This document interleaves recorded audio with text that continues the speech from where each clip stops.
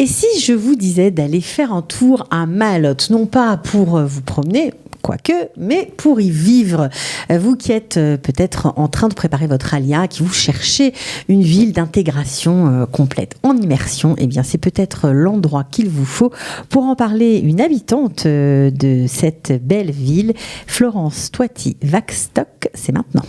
Les professions réglementées et les équivalences, les dossiers Qualita, en savoir plus sur l'ALIA. Et les nouveautés qui vous concernent, mais oui, parce que Florence Toiti-Waxstock, vous y habitez depuis 2011. Bonjour, bienvenue. Bonjour Cathy. Et merci d'être venue jusqu'à nous. Merci à vous de m'avoir invitée. Parce que Maaloth, c'est loin. Oui. De Jérusalem. C'est ça. Alors, on va dire que c'est au nord du pays. Oui. Alors, comment vous êtes arrivée dans cette ville ? Alors, quand j'ai fait mon alia, il y a une vingtaine d'années, je suis arrivée à Jérusalem. Et c'est là que j'ai rencontré mon mari, qu'on a commencé à fonder une famille. Et puis, au bout de quelques années, on est parti dans une sorte de shlichut, on va appeler ça comme ça, au Canada. On a vécu quelques années au Canada. Et on a découvert un autre mode de vie, surtout pour moi, la parisienne. Une vie dans la verdure, dans le calme. Proche de la nature. Voilà, et puis l'espace aussi. Ouais. Et quand on est revenu, alors qu'on adorait, on adore toujours Jérusalem, on ne se voyait pas y revenir avec nos 4 enfants à l'époque.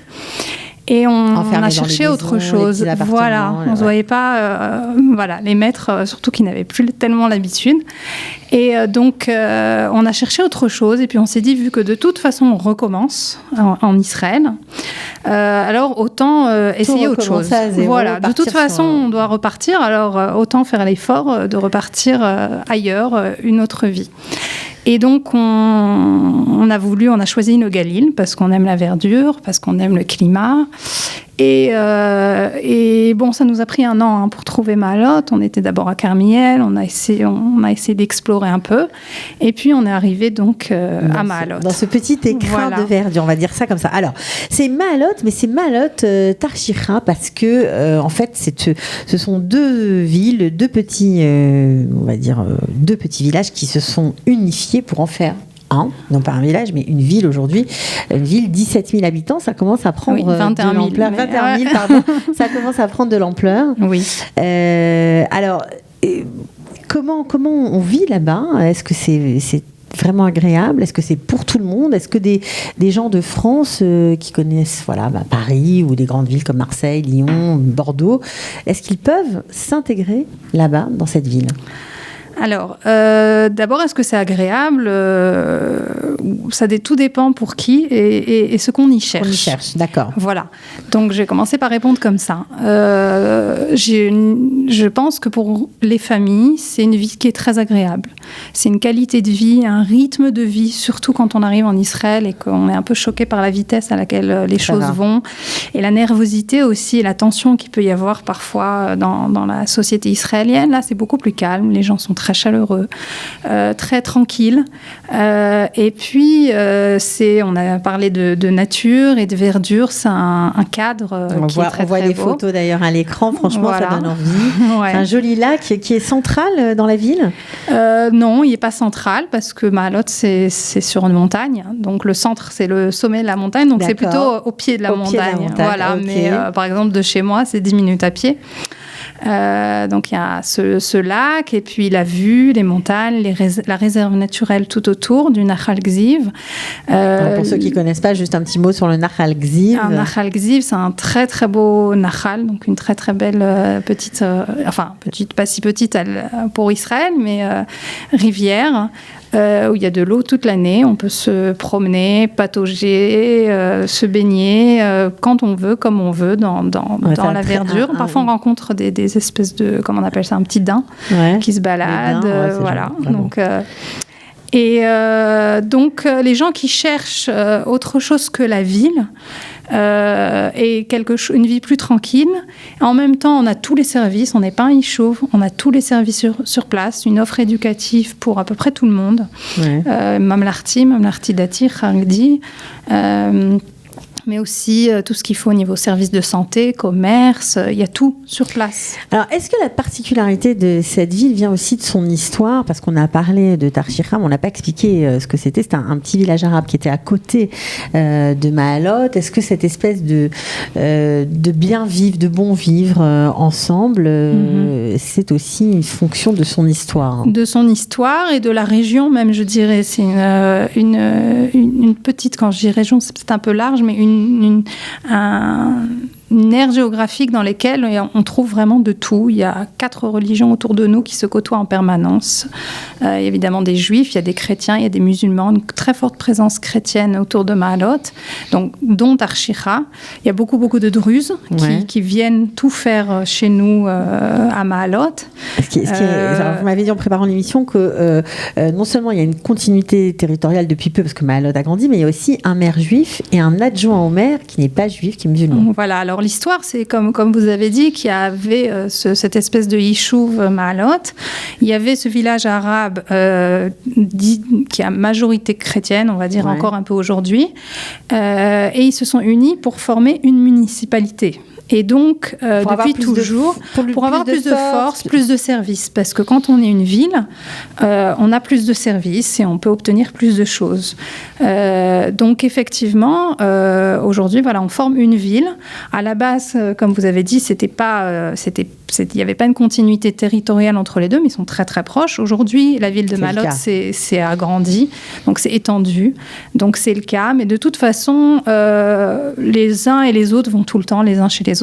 Je veux dire, c'est tout à fait normal. Personne n'hésite à Maalot à aller chez le médecin à Tarshiha, par exemple, ou à aller à faire ses courses, ou l'inverse. Dans le village druze d'à côté, voilà. On y va, quoi. Oui. Il n'y a aucun souci, aucune inquiétude. C'est pas quelque chose auquel on pense du tout. Alors, puisque vous parlez, vous avez enchaîné sur le côté un peu sécuritaire de la ville. On sait que vous avez une frontière avec le Liban. Vous avez dû beaucoup souffrir de la guerre du Liban, la deuxième. Vous n'étiez pas encore à Maalot, mais est-ce qu'on voit les traces dans la ville? Est-ce que la population est marquée? Oui, clairement. 2006, mais aussi ceux qui sont plus anciens. La première aussi, guerre du Liban, qui a duré longtemps. Donc, ça fait partie de la conscience des gens. C'est peut-être aussi ce qui unit les populations, parce que tout le monde en a souffert. Ça en fait des gens particuliers, en général. Voilà. Forts. Oui, des gens forts.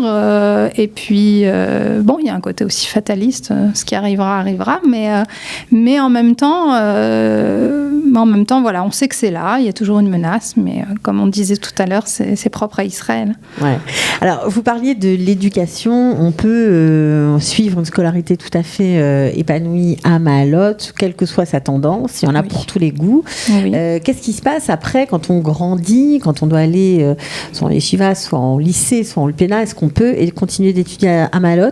On parle du secondaire, là? Du secondaire. Oui. Il y a une Ulpena, il y a une yeshiva tichonite. Tout à fait, parfaitement. Et il y a un lycée, une tichon, Hort, Maalot, tout à fait. Donc c'est juste l'université qui fait alors l'université, il y en a qui font leurs études à Haïfa. D'accord, c'est pas très loin. Voilà, c'est pas très loin. C'est 3/4 d'heure à peu près. Il y a le Technion, il y a l'université de Haïfa. Il y a aussi des michlalot. Il y a la Michlalet Galila Ma'arvi, il y a une Michlala aussi dans les Krayot, il y a le Michlalet Ordbraud à Carmiel, donc même comme ça, il y a des options. On peut rester étudier dans la région. Oui. Pour ceux qui veulent, évidemment. Voilà. Bon, alors, qu'est-ce qui se passe au niveau, parce que c'est les vacances là, tous nos enfants sont en vacances. Est-ce que la ville offre bien des services pour les enfants, pour des activités sportives, des distractions Alors, il y a ce que la ville offre et il y a ce que l'environnement offre. Alors, ce que la ville offre, oui, il y a des activités, évidemment, il y a des keïtanot.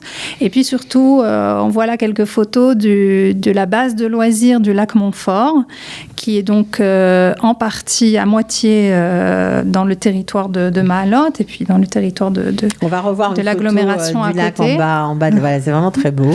Voilà. Okay. Et là-bas, on a ce qu'on voit derrière moi, je crois, le parc, une sorte de ce qu'on appelle parc Edgari, espèce d'acrobranche. Voilà, c'est pas tout à fait pareil, mais disons c'est juste pour donner une correspondance avec ce qu'on connaît en France. Il y a une magnifique piscine au bord du lac, il y a un high jump, il y a une patinoire, il y a un karting. C'est la folie. Voilà, il y a de quoi faire. Ça, c'est les activités de consommation, je dirais. Ouais. Et puis, il y a tout ce qui fait partie de l'environnement magnifique dans lequel on vit. On parlait du Nahal Gziv tout à l'heure. Mes enfants, ils partent, les plus grands entre copains, les plus jeunes avec leur chevette, par exemple, du mouvement de jeunesse, se balader dans le Gziv, par exemple, ou il y a des milliards de tioulim à faire dans le coin. Il y a la plage qui est pas très loin. On prend un bus et puis on est à la plage. Oui, vous n'êtes pas très loin de Naharia. Oui, voilà. On n'est pas loin de Naharia et des plages du Nord. Arziv, qui est, à mon avis, la plus belle plage d'Israël. Betzet, Rosh Hanikra, c'est pas loin tout ça. Et dans l'autre sens, si on va vers l'Est, on n'est pas si loin de la Kinneret non plus. Donc, il y a des activités à faire. Il y a de quoi faire. Et puis, les jeunes, à force de vivre dans cette nature, sont moins attirés, on va dire, par les activités de consommation. Oui. Je donnais l'exemple tout à l'heure des anniversaires chez les ados. C'est aller faire un poike dans la nature, dans les bois, quoi. Dans la poike, on allume un feu de camp, on met une casserole avec plein de choses à l'intérieur, du riz, des noix de cajou, de la viande et on se régale. C'est la sortie des ados. Ouais, c'est ce qu'ils aiment faire. Voilà. Ok, donc ça c'est sympa aussi. Alors évidemment, on n'a pas parlé du sujet qui fâche. Est-ce qu'on peut travailler à Maalot? Alors oui, on peut travailler, mais c'est sûr qu'il faut être clair, c'est pas comme dans le Merkaz ou comme à Jérusalem, c'est plus difficile. Donc il faut venir en ayant exploré, en ayant réfléchi, en ayant trouvé même quelque chose. Il y a des opportunités. Il y a des opportunités, il y a du high-tech, il y a l'hôpital de Naharia qui est pas loin, où il y a toutes sortes de métiers de la santé, évidemment. Il y a beaucoup d'institutions donc d'éducation. J'ai parlé des Michlalot, mais il y a aussi évidemment tout ce qui est éducation pour tous les âges. Il y a des choses. Il y a beaucoup de gens aussi qui font une forme plus ou moins de télétravail, c'est-à-dire qui travaillent de la maison, de temps en temps vont dans le Merkaz ou ailleurs. Donc ça, c'est comme on est près du train, ça facilite beaucoup les choses. Oui, c'est ça. C'est-à-dire qu'on prend le bus de Maalot, on va à Naharia. La voiture, il y a du carpool. Voilà. Ah, vous organisez, il y a beaucoup d'entraide dans la ville. Ah oui, c'est très communautaire, c'est-à-dire que c'est une petite ville, mais en même temps, il y a beaucoup d'entraide, beaucoup de... un sens qu'on n'est pas perdu, on sait où on est, on sait comment demander de l'aide, il y a un réseau. C'est important aussi, c'est important. Mais c'est vrai qu'il y a beaucoup de francophones qui se plaignent de dire mais on n'arrive pas à fréquenter des Israéliens, c'est compliqué. C'est vrai quand on va dans des endroits où il y a beaucoup de francophones, on a une tendance naturelle à aller vers la facilité, à parler français et à sortir avec des Français. Mais là, pour le coup, à Maalot, je crois que vous n'êtes pas très nombreux. Non, on est peut-être juste pour les une poignée, 4-5 familles de francophones, pas plus. C'est vrai que c'est pas pour les gens qui cherchent à vivre en français, on va dire. Voilà. C'est vraiment pour des personnes qui veulent s'intégrer, des familles qui veulent vraiment s'intégrer à la vie israélienne. Qui veulent maîtriser la langue, qui veulent retrouver leur niveau d'activité, qui veulent...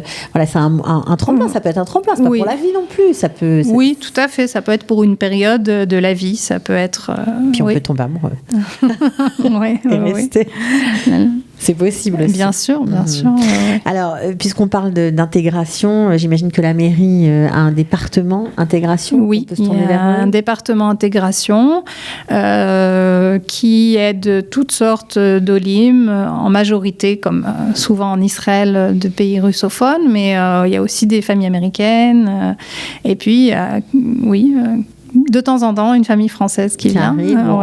Est-ce que si jamais les gens qui nous écoutent ont envie de venir faire un tour, de s'intéresser, de voir par eux-mêmes, tout simplement, de vérifier, si oui, pourquoi pas, Maalot peut être une option d'Alia, de ville d'intégration. Est-ce que vous pouvez leur donner un petit coup de main ? Avec plaisir. Je l'ai déjà fait, je le referai avec plaisir. Moi, j'aime partager l'amour de ma ville. D'accord, donc on peut le faire me contacter. Sur Facebook ? Sur Facebook. Voilà, sur votre page. Est-ce que vous avez autre chose à nous dire de votre ville ? Oui, c'est-à-dire qu'on a parlé du paysage et de l'environnement, mais finalement, je crois que ce qui est le plus important, c'est les gens. Moi, je suis tombée amoureuse de Maaloth, pas seulement parce que c'est beau, mais aussi parce qu'il y a une simplicité dans les gens. Pas au sens noble, c'est-à-dire au sens de gens qui ont le cœur ouvert et qui sont prêts, qui sont prêts à aimer, à aider. Il y a quelque chose donc de communautaire dont on parlait. Les rapports sont simples, faciles, voilà. On s'embarrasse pas j'ai envie de dire, de tralala et de voilà. On est ce qu'on est. On va directement à l'essentiel. Oui, et en même temps, on n'est pas enfermé non plus dans un milieu ou dans un tiroir.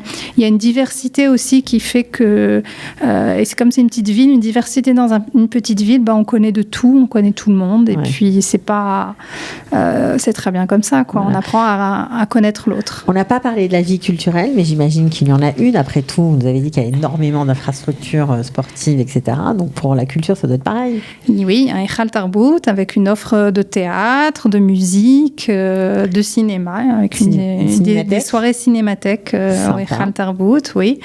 Je parlais aussi de l'orchestre de musique andalouse. Ça, c'est une des beautés de notre ville, c'est que voilà, on chante des piyoutim, et puis dans l'orchestre, il y a toutes sortes de gens de toutes sortes d'origines, et le chef est arabe. Aussi, et ça marche. Et ça marche très bien. Ouais, c'est super. Bon, en tout cas, voilà, j'espère qu'on vous a donné envie d'aller faire un petit tour dans cet écrin de verdure, comme je l'ai dit en introduction. Vraiment un très bel endroit. Merci, Florence Toiti-Waxstock, d'être venue d'abord, et puis d'avoir parlé de cette ville que vous avez l'air d'aimer beaucoup. Oui, merci Cathy. À bientôt. Au revoir. Les professions réglementées et les équivalences, les dossiers Qualita, en savoir plus sur l'ALIA.